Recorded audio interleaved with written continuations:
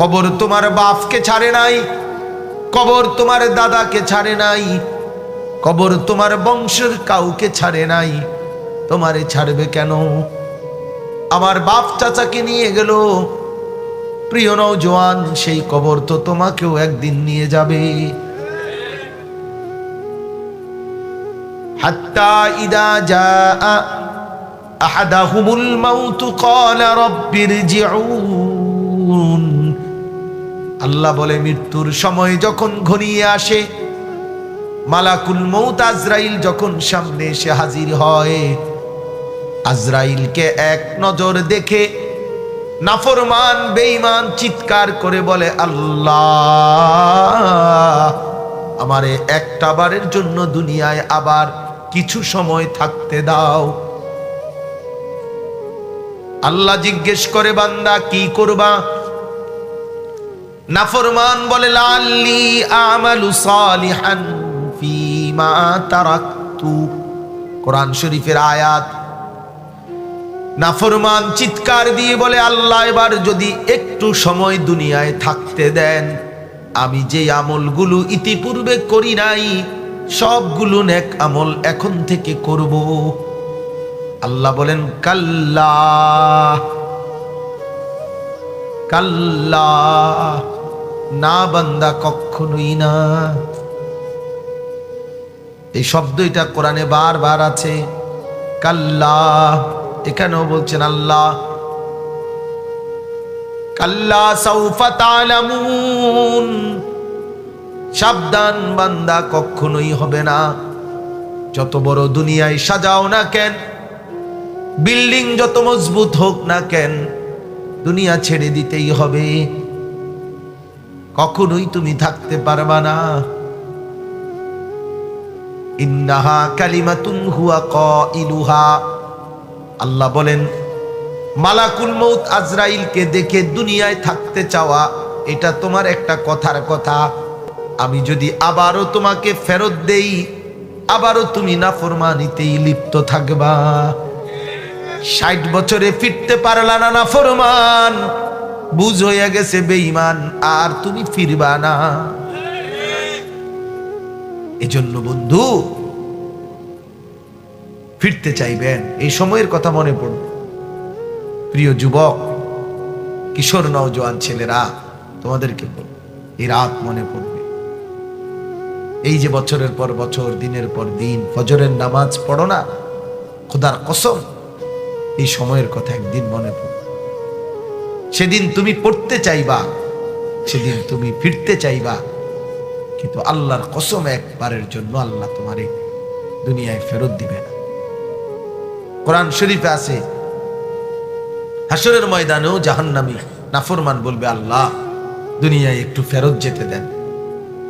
জাহান্নামের মধ্যেও নাফরমানি 1000 বার, কোটি বার বলবে, রব্বানা আখরিজনা মিনহা, আল্লাহ, আমি এই আগুন সইতে পারছি না, মাওলা, আপনি আমারে দুনিয়ায় একটু ফেরত দেন। এবার দেখেন না আমি আমল করি কিনা, এবার একটা সুযোগ দেন আমার।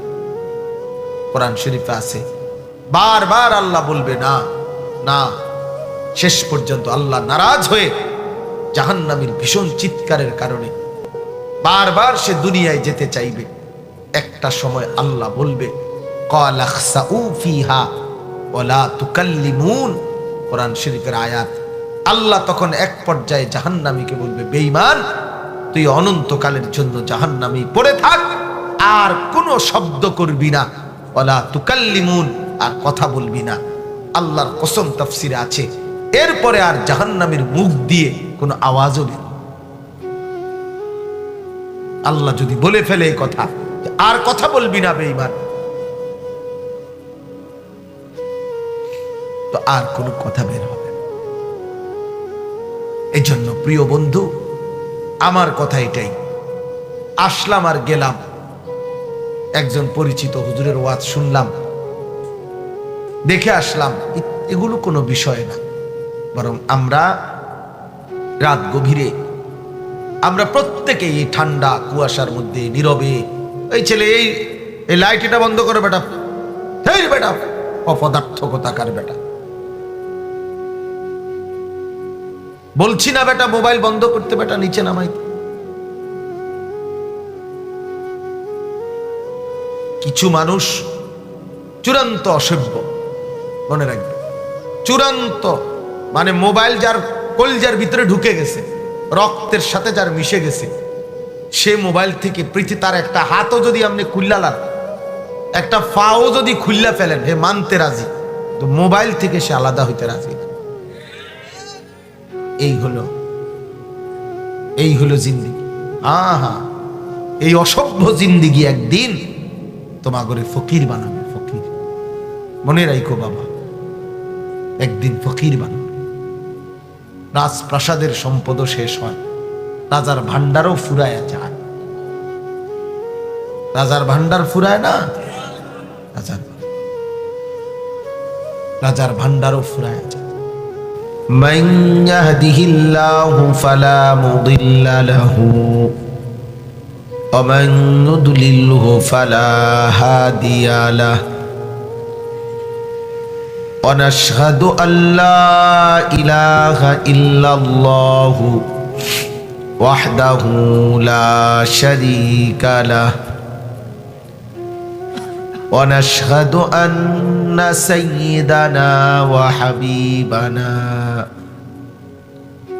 ওয়া মাওলানা মুহাম্মাদান আবদুহু ওয়া রাসূলুহু। أما بعد فأعوذ بالله من الشيطان الرجيم. بسم الله الرحمن الرحيم. كلا إذا دكت الأرض دكا دكا وجاء ربك والملك صفا صفا وجيء يومئذ بجهنم يومئذ يتذكر يومئذ يتذكر الإنسان وأنى له الذكرى يقول يا ليتني قدمت لحياتي فيومئذ لا يعذب عذابه أحد ولا يوثق وثاقه أحد. يا أيتها النفس المطمئنة ارجعي إلى ربك راضية مرضية فادخلي في عبادي وادخلي جنتي. صدق الله مولانا العظيم. وقال نبينا صلى الله عليه وسلم الكيس من دان نفسه وعمل لما بعد الموت والعاجز من أتبع نفسه هواها وتمنى على الله. اللهم صل على محمد وعلى آل محمد كما صليت على إبراهيم وعلى آل إبراهيم إنك حميد مجيد. اللهم بارك على محمد মুহাম্মাদ ওয়া আলা আলি মুহাম্মাদ কামা বারাকতা আলা ইব্রাহিম ওয়া আলা আলি ইব্রাহিম ইন্নাকা হামিদুম মাজিদ। সুবহানাকা লা ইলমা লানা ইল্লা মা আল্লামতানা ইন্নাকা আনতাল আলিমুল হাকীম। আলহামদুলিল্লাহ, আল্লাহ পাক রব্বুল ইজ্জাত জুল জালাল ওয়াল ইকরামের ফজল কারাম, রব্বুল আলামিনের অপরিসীম ইহসান, মেহেরবানি, দয়া, আল্লাহ তাআলা আমাদেরকে আজ 14 জানুয়ারি 2025 রোজ মঙ্গলবার কিশোরগঞ্জ জেলা পাকুন্দিয়া চর পারতলা বারু ব্যাপারী পাড়া মৌলভীবাড়ি জামে মসজিদ ও যুব সমাজের উদ্যোগে সকল মৃত ব্যক্তিদের রুহের মাগফিরাত কামনায় আজকের এই 20তম বার্ষিক তাফসীরুল কোরআন মাহফিলে আল্লাহ তাআলাই আমাদেরকে আসবার বসবার, আল্লাহর জন্যই জমা হওয়ার তৌফিক দান করেছেন। এজন্য আমরা সকলেই বলি আলহামদুলিল্লাহ। মুআজ্জাজ মোহতারাম হাজিরিন, আজকে 2 দিন ধরে আমার খুব অসুস্থতা, সর্দি, ভীষণ ঠান্ডা, কাশি। আমি টাঙ্গাইল থেকে কিশোরগঞ্জ আসছি, কিশোরগঞ্জ থেকে আজকে এখানে আসলে ইচ্ছা করলেই একটা মাহফিল মানা করে দেওয়া যায় না।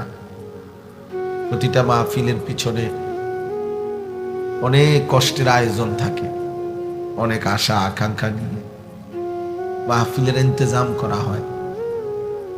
কারো 5 টাকা, কারো 50 টাকা, প্রত্যেকের কাছে ঘুরে ঘুরেই একটা মাহফিলের জন্য কালেকশন করে। এই পোস্টার, মাইক, ক্যান্ডেল, ওলামায়ে কেরামকে দাওয়াত দেওয়া, সব কিছুই অনেক পেরেশানি করে করতে হয়। এই জন্যই আসলে এই ঠান্ডা, সর্দি, প্রচন্ড অবস্থা নিয়েও আবার আসতে হয়েছে। আপনাদেরও কষ্ট হচ্ছে, আপনারা লম্বা সময় ধরে বয়ান শুনতেছেন, বাইরেও প্রচন্ড কুয়াশা, ঠান্ডা। আবার কিছুটা রাস্তা আমি মোটরসাইকেল দিয়ে আসতে হয়েছে। তো আপনাদের কাছে আমার অনুরোধ, এই মাহফিলে আলহামদুলিল্লাহ আমি ইতিপূর্বে আরো 2-1বারও আসছি। আমার প্রিয় ছাত্র মাওলানা ইলিয়াস, সে আমার দীর্ঘদিনেরই ছাত্র এবং দীর্ঘদিন যাবৎ খালেস মহব্বত করে যে কয়েকজন ছেলে আমাদেরকে, এর মধ্যে সে একজন। সব সময় আমাদের সাথে সাথে থাকে, আমাদেরকে আন্তরিকভাবে মহব্বত করে। ওই মহব্বতের দাবিতেই আপনাদের কাছে আসা। আল্লাহ তাআলা আমাদেরকে প্রত্যেককে উত্তম বিনিময় দান করে। পবিত্র কোরআনুল কারীমের 30 নম্বর পারা, কোরআনুল কারীমের 89 নম্বর সূরা, 89, 8, 9। এই সূরাটির নাম হলো সূরায়ে ফজর। এই সূরার শেষ 10টি আয়াত 21 থেকে 30 আমি আপনাদের সামনে তেলাওয়াত করেছি। ভাই ওইখানে জায়গা আছে, ওই কোনায় ঢোকো ভাইয়া, নওজোয়ান ওই ভিতরে জায়গা আছে, বাপ তো জায়গা করে দেন ছেলেদেরকে। তো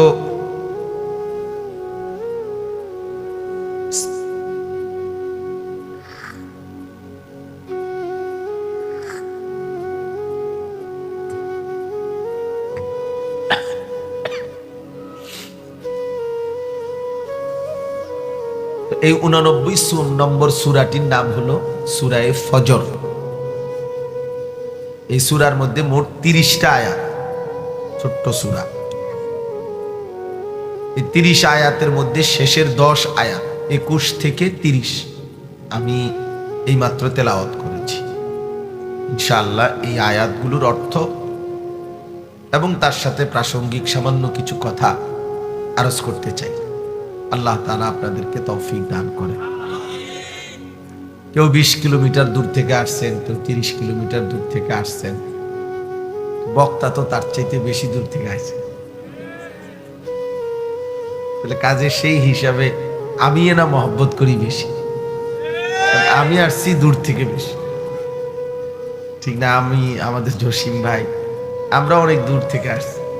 জসিম ভাই আসছেন নবীনগর থেকে, বিবারিয়া।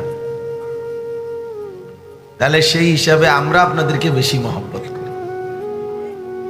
আল্লাহ নবী সাল্লাল্লাহু আলাইহি ওয়াসাল্লাম বলছেন, রজুলানে তাহাব্বা ফিল্লাহ ইজতামাআ আলাইহি ওয়া তাফাররাকা আলাইহি।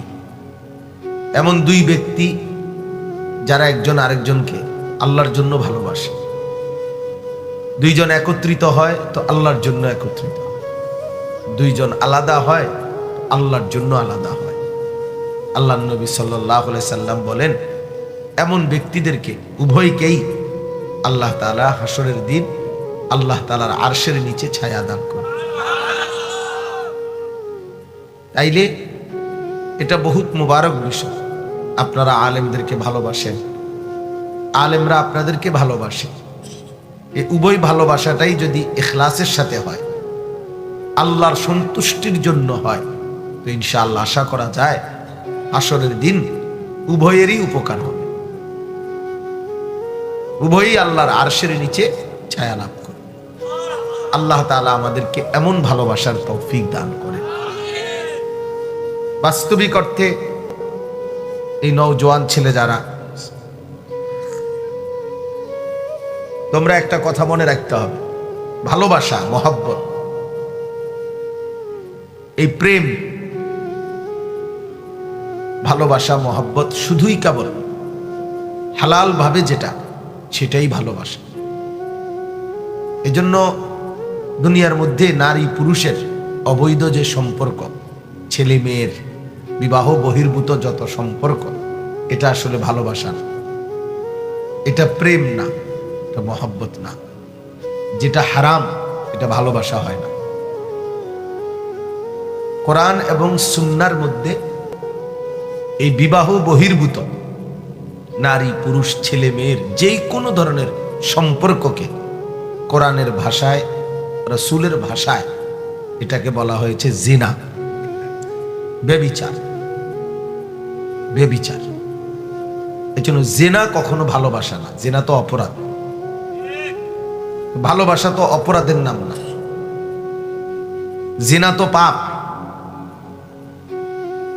অতএব জিনা, ব্যভিচার ভালোবাসা হইতে পারে না।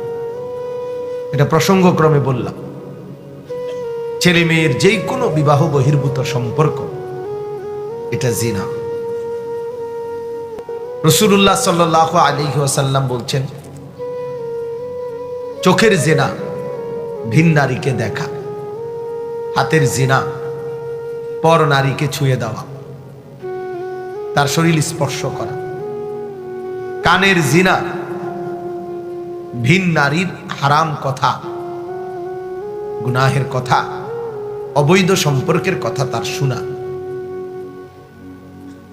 পায়ের জিনা ভিন নারীর দিকে এগিয়ে যাওয়া, তাকে সাথে নিয়ে চলা, অন্তরের জিনা তাকে নিয়ে কল্পনা করা, নারীকে নিয়ে, হারাম নারী যে আমার স্ত্রী না, তাকে নিয়ে যাবতীয় জল্পনা কল্পনা করা, এটা জিনা দিলের। আর লজ্জাস্থানের জিনা, লজ্জাস্থানের ব্যভিচার করে। তো হাদিসে স্পষ্ট এটা যে আল্লাহ নবী সাল্লাল্লাহু আলাইহি ওয়াসাল্লাম বলছেন, হাতেরও জিনা, পায়েরও জিনা, কানেরও জিনা, চোখেরও জিনা, দিলেরও জিনা, লজ্জাস্থানেরও জিনা। তাহলে সবটাই জিনা। এই জন্য ছেলেদের কাছে অনুরোধ করি, বাবা এটা জরুরি মনে রাখো, বিবাহ বহির্ভূত হারাম ছেলে মেয়ের যাবতীয় রিলেশন, সম্পর্ক, এটা হারাম, এটা ব্যভিচার। তুমি যে বিবাহের আগে যে নারীকে পছন্দ করো, যে মেয়েকে তুমি মনে করতেছো আমি তো জিনা করি নাই, আমি এমনি পছন্দ করি, তার সাথে কথা বলি, তার দিকে তাকাই, দেখি, শুনি, না, এটাও জিনা। তুমি ব্যভিচারী, ওই মেয়েও ব্যভিচারী। আর আল্লাহর কসম, যে ব্যভিচারী সে খবিস। কোরআনের ভাষায় সমস্ত ব্যভিচারীকে খবিস বলে, খবিস। এজন্য আল্লাহ তাআলা ওয়াদা দিয়েছেন কোরআনে যে যেই পুরুষ ব্যভিচারী খবিস, তার স্ত্রীও মিলবে খবিস। যেই নারী, যেই মেয়ে ব্যভিচারী খবিস, তার স্বামীও মিলবে খবিস। এটা কোরআনুল কারীমের ওয়াদা। আল্লাহর ওয়াদার খেলাফ হয় না। আল্লাহর ওয়াদা কি হয় না? ইন্নাল্লাহা লা ইউখলিফুল মিআদ। ওই ছেলে দেখেন, ওই ছেলে কি করে দেখেন, দেখেন আপনারা তার দিকে তাকায় দেখছেন অপদার্থ কি পরিমাণ। ভাইয়া, কেউ হাতের যে মোবাইল নামায় ফেলো, নামায় ফেলো ভাই। এমনি শোনো, এমনি মনোযোগ দিয়ে চেহারার দিকে তাকায়া, এতে বরকত হবে। আমরাও আসলাম, আপনারাও আসলেন, তাহলে এখন তো আমরা উপস্থিত। এখন মাঝখানে মোবাইলটা ধরে রাখার কি দরকার? এই জন্য প্রিয় ভাই, মোবাইলটা নামায় ফেল, বরকত হয় না। শুধু একজন বক্তা দেখে গেলাম, আবার যার যার মতো চলে গেলাম। দোস্ত, এই আসারও কোনো ফায়দা নাই, এই যাওয়ারও কোনো ফায়দা নেই। কারো পরিচিতি দিয়া কারো কিচ্ছু আসে না। মনে করেন আমারে এখন অনেক মানুষ চিনে, কথার কথা, তো কি হিসেবে আপনার লাভ কি? আমারে যদি বাংলাদেশের 10 কোটি মানুষও চিনে, আপনার কি লাভ? আর না চিনলে আপনার কি লাভ? এজন্য আমি নিজের জন্য, আমার পরিবর্তন, আমার আখেরাত, আমার কবর, আমার পরকালের ফিকির, আমার সংশোধন, এটা হলো আমার ডিউটি। অমুকের সবে চেনে না, না চেনে, এটা দিয়ে আমি করবো কি? এটা দিয়ে আপনি করবেনটা কি? কোরআন শরীফে মনে করেন 25 জন নবী এবং রাসূলের নাম আছে। 25 জন। কতজন? তো নবী রাসূল কি মোট 25 জন? তো বাকিদের নাম যে নাই, বাকিদেরকে যে চিনে না কেউ। অন্যান্য কিতাবে মিলাইলে আরো নাইলে 20-50 জনের নাম পাওয়া যাবে। 100-200 নবীর নামও তো খুঁজা পাওয়া যাবে না নাম কিতাবে। 1,24,000 নবী এবং রাসূল, কই ওনাদের নাম কই? ওনাদের নাম তো নাই বাবা পৃথিবীতে, কারো কিতাবেই নাই, কোনো কিতাবে নেই। তাহলে ওনারা ব্যর্থ? কথা বলেন না কেন? ওনারা বিফলে গেছে? তো এই কথাটা বুঝাইতে, আমাদের নবী সাল্লাল্লাহু আলাইহি ওয়াসাল্লাম 1.25 লক্ষ সাহাবীর সামনে, এটা সরেল হইছে, 1.25 লাখ সাহাবীর সামনে নবীজি বিদায় হজ্জের ভাষণ দিছেন আরাফাতের ময়দানে। হজ্জে 1.25 লাখ কত কোন? 1,25,000। এখন পৃথিবীর কোন কিতাবে 2-4-5 হাজার সাহাবীর নাম নাই। 5,000 হইতো না, কারণ সব বাড়ি সালান দিয়েও যদি আপনি খোঁজেন 5,000 সাহাবীর নাম নাই। 313 জন বদরি সাহাবীর নাম, বদরের যুদ্ধে অংশগ্রহণ করছে যারা, ওনাদের নাম আছে একসাথে। আর অন্যান্য আরো কিছু নাম, এই 1000-2000 হবে। তাইলে আপনি ধরেন 5,000 সাহাবীর নাম মনে করেন আমরা খুঁজে পেলাম, আমরা জানলাম। শুধু বিদায় হজ্জের মাঠে যেই সাহাবী 1,25,000, তো সবাই তো আর ওই বছর হজে গেছে গানা। যেমন আজকের এই মাহফিলে তো পুরা ইউনিয়নের সব ছোট বড় জোয়ান বুড়া সবাই এলেছে তো নাকি? তো বাকি আইসা বলছে, সবাই আইসা বললে জায়গা হবে। তাইলে 1.25 লক্ষ সাহাবী তো হজে না আসছে, তো হজ তো আর বাচ্চার উপরে ফরজ হয় না। তাহলে হজ আর আসে নাই, তো এরকম আরো বহুত সাহাবী আছে না, তো হেগরে রাখেন। এরারই 5,000-এর নামও যদি পৃথিবীবাসী আমরা জানি, তো বাকি 1,20,000 সাহাবীর নাম কই?